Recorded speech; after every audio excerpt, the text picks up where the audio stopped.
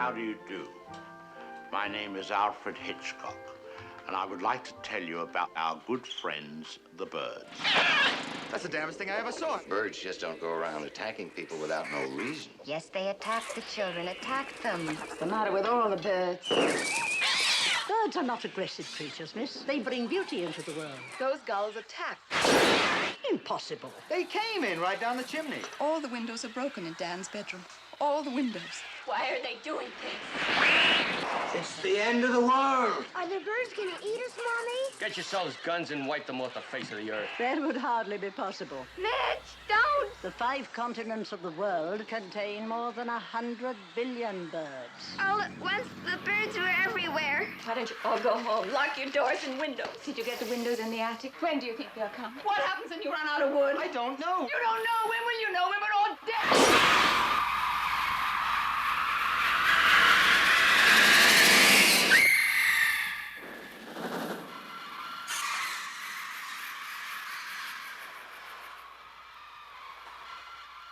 After my father made Psycho, which is such a big success, he was, as usual, having his major trouble, which was looking for a story. Everybody expected so much, you know, and it was very hard to find stories, and he finally did find The Birds, which was from a short story by Daphne du Maurier, who wrote Rebecca, which was his first film in this country.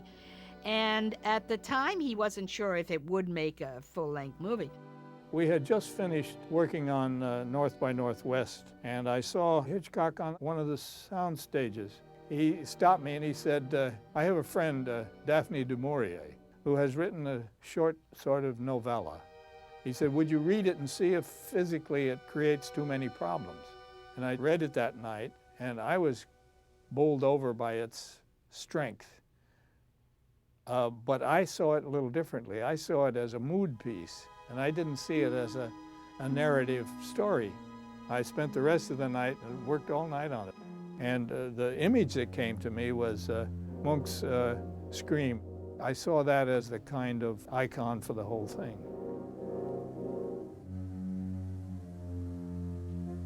My father had initially purchased the rights to The Birds for his television series.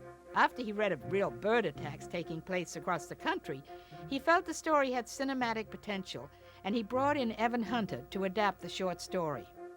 It was a sort of an apocalyptic short story, and it's about these birds inexplicably attacking this isolated little farmhouse in Cornwall.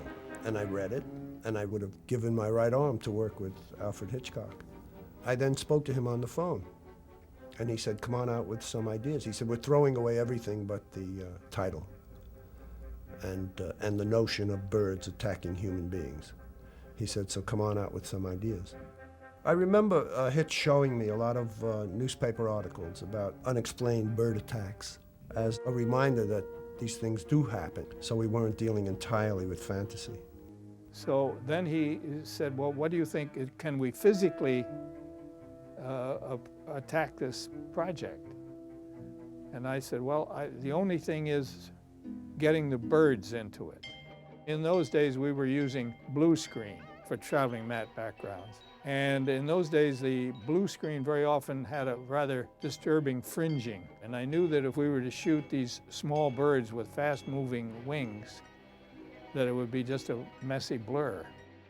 The blue screen process, while it had been essentially perfected in 1958, was still not quite to the level that Hitchcock wanted. And the best examples of traveling matte work in general that Hitchcock had seen was the sodium traveling matte shot process that was used primarily at the Disney studio.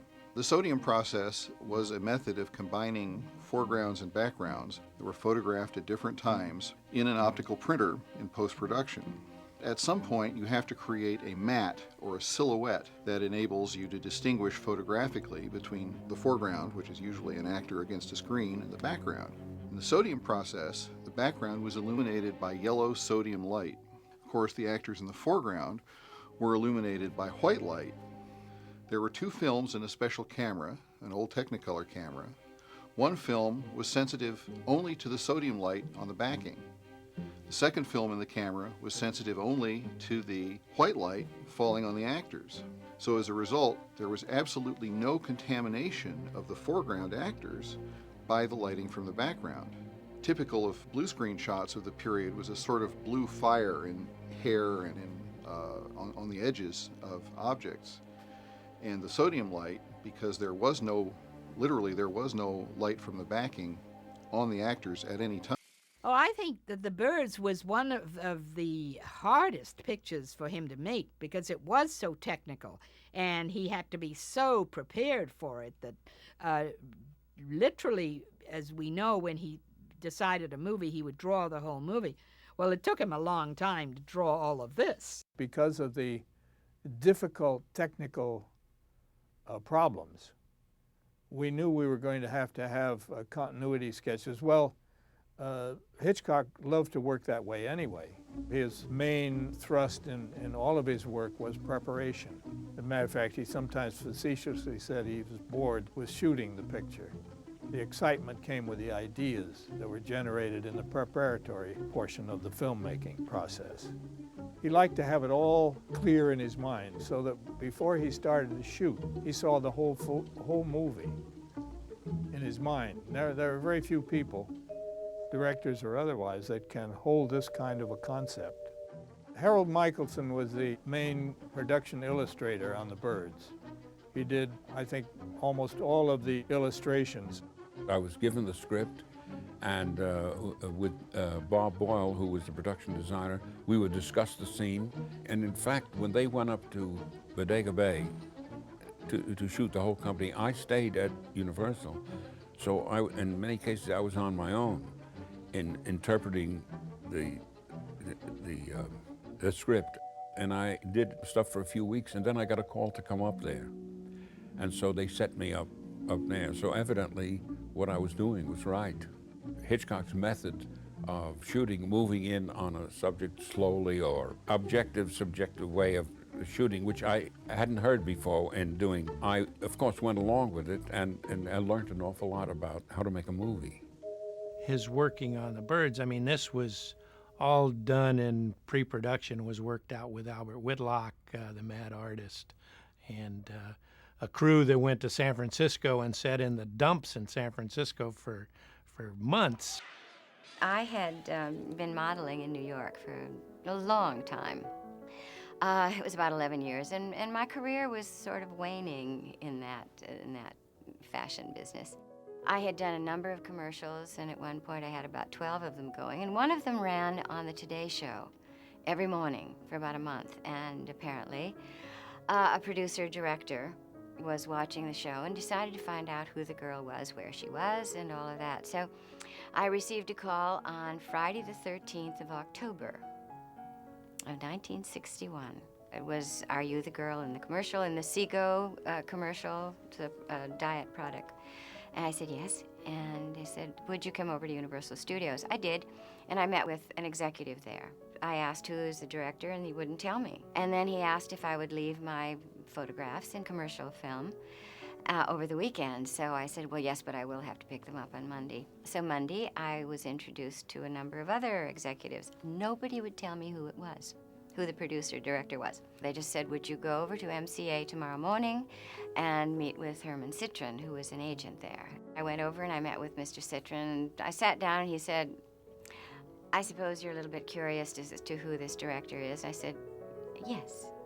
He said, "Alfred Hitchcock wants to sign you to a contract if you will agree with the terms." And I was stunned. I didn't know whether to laugh or cry or run up and down the halls or what to do. And he said, "If you are in agreement to this, we will go over to Paramount Studios and meet with him." So Herman Citron and I went over to meet with Hitch, and we didn't talk about anything other than, we talked about food, we talked about travel, we talked about wines. We didn't mention movies at all. Not at all. I heard that they were doing The Birds, that Evan Hunter was working on the script, and Hitch was working with him on it. And, I thought, well, that's very interesting, it's very exciting and all that, but it never occurred to me that I would be involved in this movie at all. I thought I would do the television shows, which, he did every week. They talked about doing a screen test, and they chose 3 different roles for me to play in the screen test. One from Rebecca, one from Notorious, and one from Catch a Thief. Now, these are 3 entirely different women. And Hitch was my drama coach, and I would go over to the Hitchcock home where Alma and Hitch would both go over the scenes with me, which was fantastic. Alma had a great deal to do with a lot of his work. So we eventually did the screen test. It took 3 days. And Robert Burks was the DP on it. And Edith Head, of course, did all of the designs of the clothes. And she did a personal wardrobe for me. It was an extraordinary time. Remind me to tell you a story about donuts and their manufacture, will you? Oh, I've heard that. It's a terrible story. In order to do the screen test, we, of course, needed a leading man. And Hitch flew Martin Balsam out from New York to be my leading man, because he had just come out of Psycho. Tell me, Mr. Balsam, what exactly do you have in mind? The screen test was put together, and I guess everybody saw it. And Mr. and Mrs. Hitchcock invited me to dinner at Chasen's. Lou Wasserman was sitting to my left, and Alma and Hitch were to my right.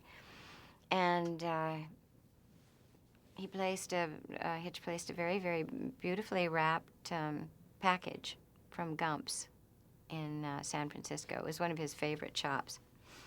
And I opened the box, and there was this beautiful pin of 3 birds in flight with the seed pearls and gold. And I looked over at Hitch, and he said, "We want you to play Melanie in the Birds." Well, I started to cry. I mean, these big tears were welled up because I didn't expect that. I really didn't expect that. And I looked at Hitch, and he was a little watery, and Alma, and even Lou Wasserman, this big movie mogul. I mean, he had one little tear coming down here. It was a very exciting evening. It was just incredible. And then, you know, then the whole, all of the work really began.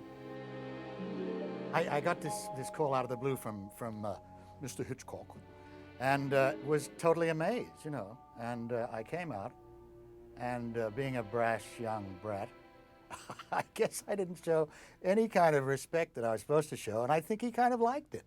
And we got on extremely well. And I did, of course, the wrong thing. I called him Alfred. I didn't say all the right things. I remember that. I said, you know, I hope the birds and things don't kind of totally outshadow the people. Well, of course, that's the story. They're supposed to, you know. So that was number 1. Wrong. But then we really talked about making movies and how I loved it and how I was interested in his work. I brought that up and said the right thing. And we just got on extremely well. And that was it. We didn't get into any deep discussions about the movie itself at all. No, what do you think of the character? No, none of that. It was taken for granted that I loved it and wanted to work with him. And I was absolutely flattered and astonished that he wouldn't mind working with the kid then.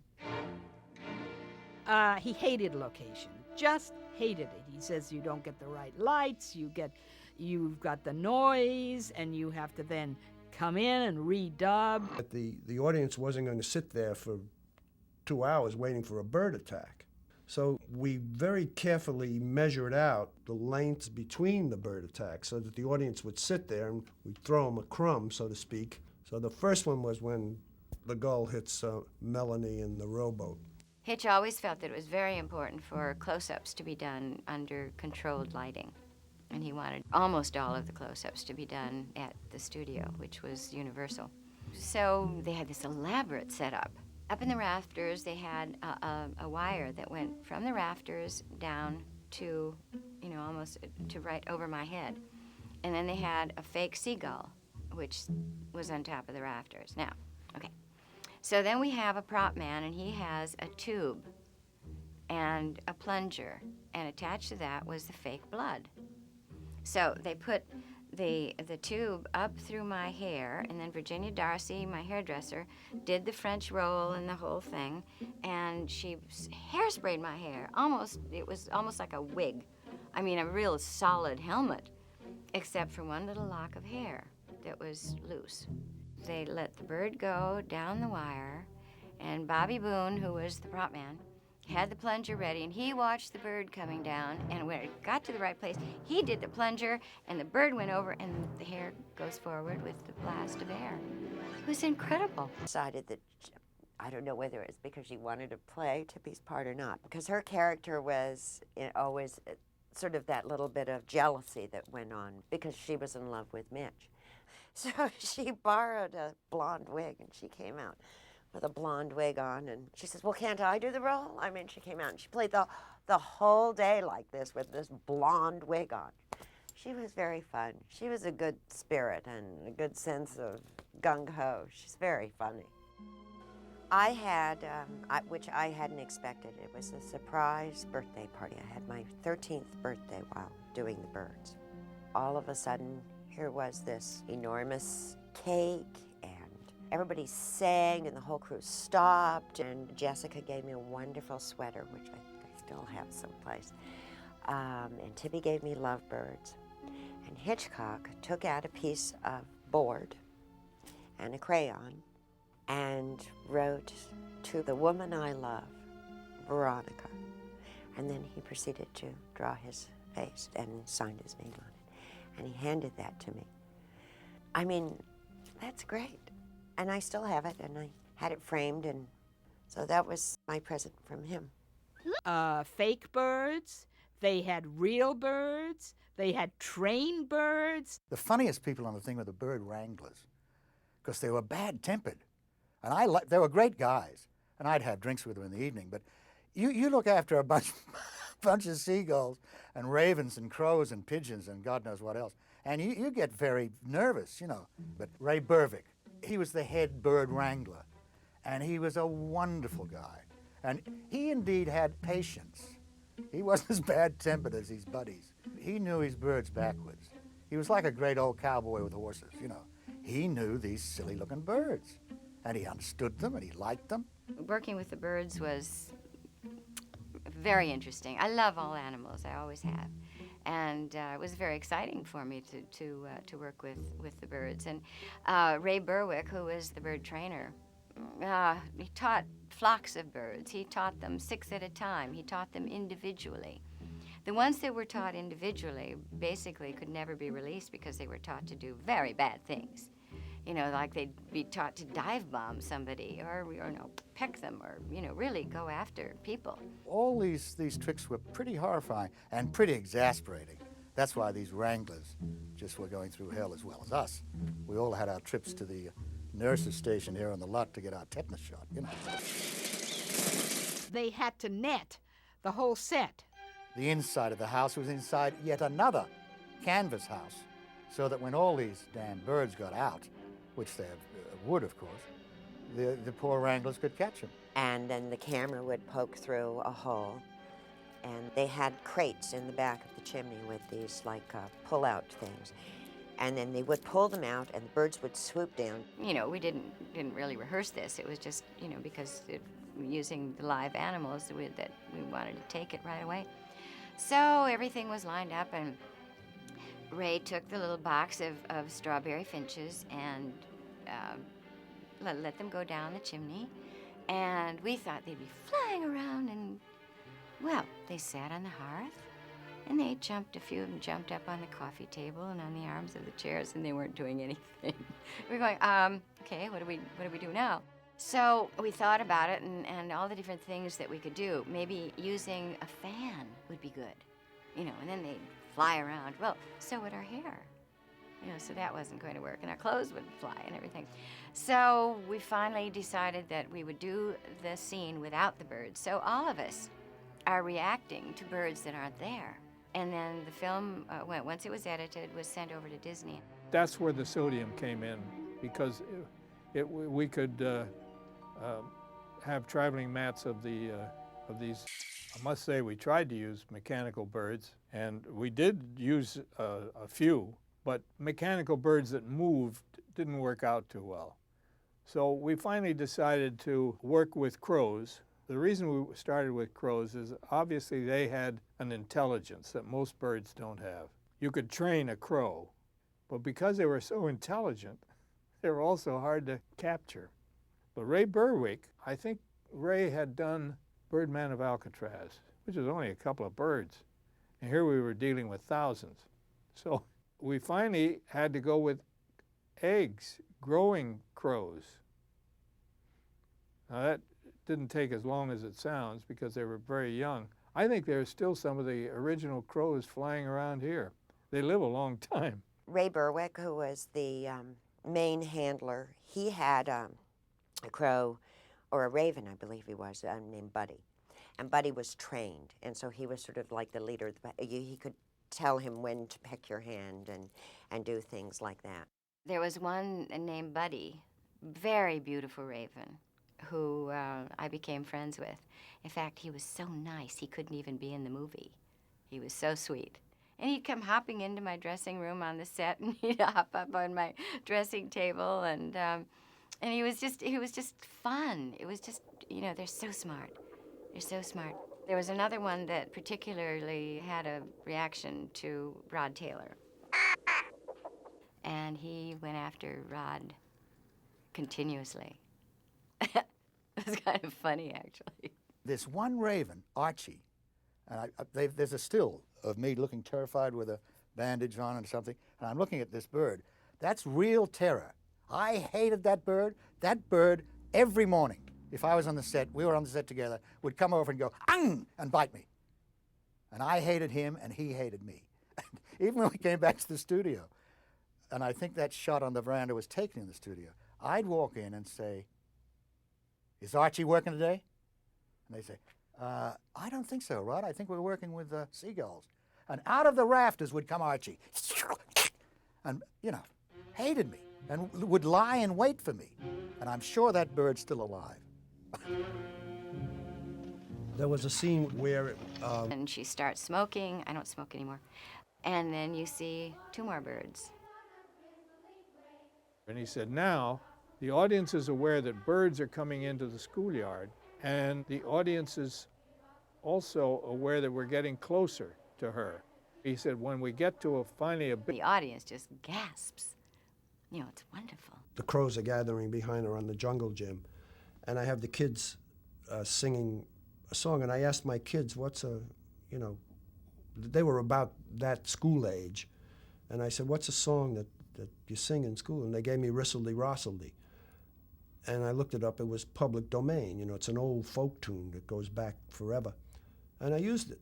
And I gave them, 4 or 5 stanzas, whatever, of the song, the actual song. And I got a call, I think it was from Peggy Robertson, Hitch's assistant, and she said, we need more lyrics for the song.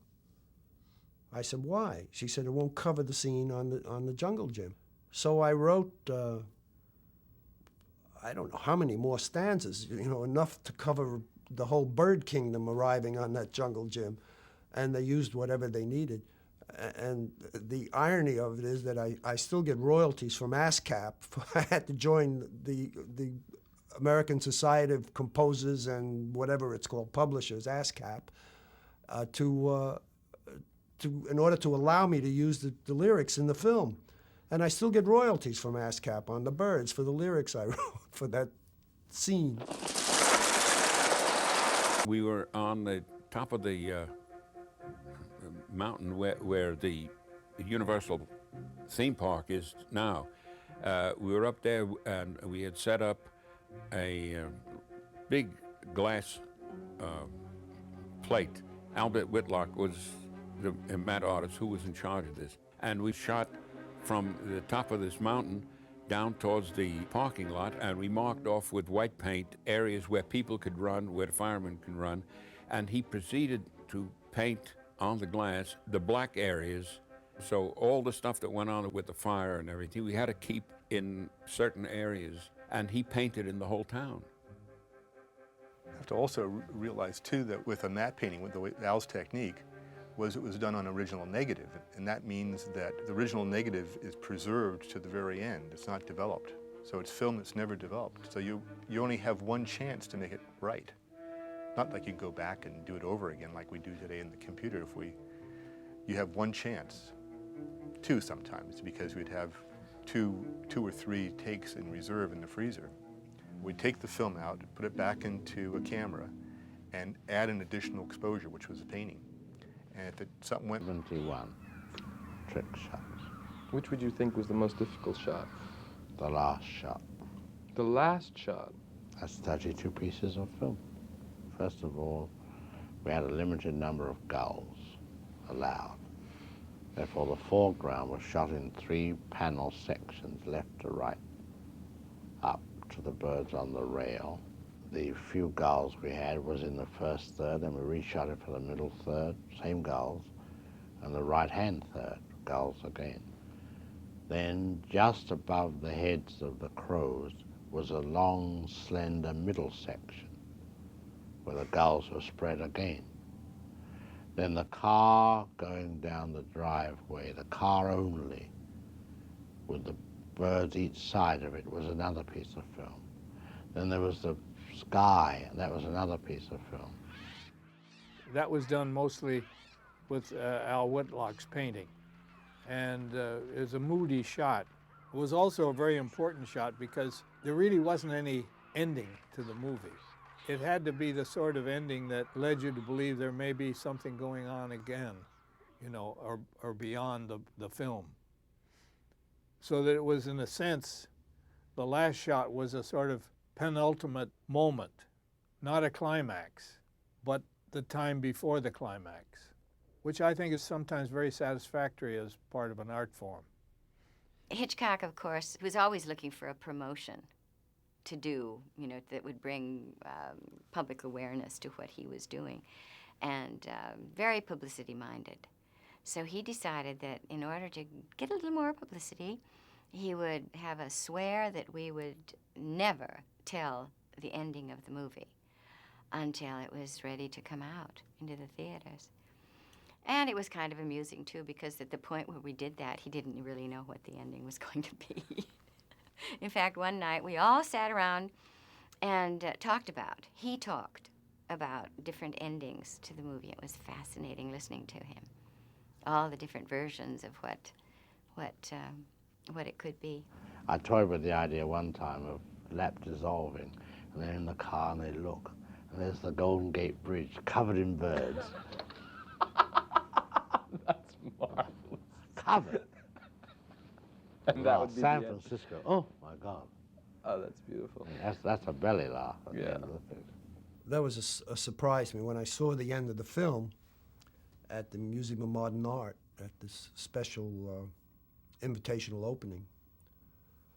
I was really enormously surprised. I mean, I was surprised when some scenes were not in the film, but when I saw the ending, I was shocked because the way I had the film end, they come out of the house and they get in the car and they start driving away from the house. And we see them coming through town now, and we see the havoc that has been wreaked in the town. So it becomes not just a personal thing that's directed against Melanie, that wherever she is, the birds are attacking. We now see that this is a universal thing, where we see disaster all through the town, as we see an overturned school bus, we see a farmer with a shotgun lying across a front porch, we see windows shattered all over town, dead birds on the road, police patrol cars in flames. It's almost as if a war has been waged against the town by the birds. We actually did it physically. We started messing up the place. What happened is, I think the prop man went to some butcher place or something and got a whole bunch of chickens, dead chickens, and we laid them all over the road, and we had a lot of ketchup, and we would dip rags in the ketchup and throw them against the building and get a lot of blood and had a lot of this mess which the car was going to drive through and head down towards San Francisco. And they come to a roadblock in the road covered with birds, and they manage to get through that.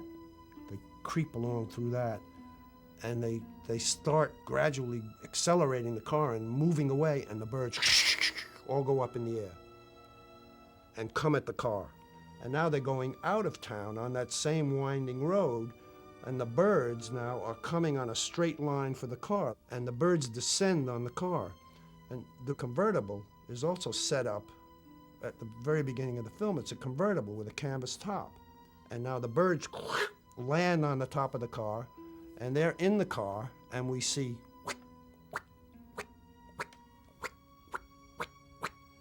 the top starting to shred, and it goes back suddenly, and all the birds are hovering over the car. And we go back and we see that the road now is, the curves are ending, and he hits the gas, and the car goes ahead, and the birds fall back. We see the birds falling back, and they're in the clear. And that was the end of the movie. And certainly the car chase survived to whatever draft was in the production script. And it was gone. And I don't know what happened. I know for sure that sequence would have taken him a month to shoot. Overhead shots, special effects with the birds or the roof well, the roof was easy, but all the rest, cutting away from the winding road to helicopter shots, all this stuff would have been just impossible to shoot, just impossible. And I think maybe he figured he had the same effect by showing the birds having taken over the screen and by association the world.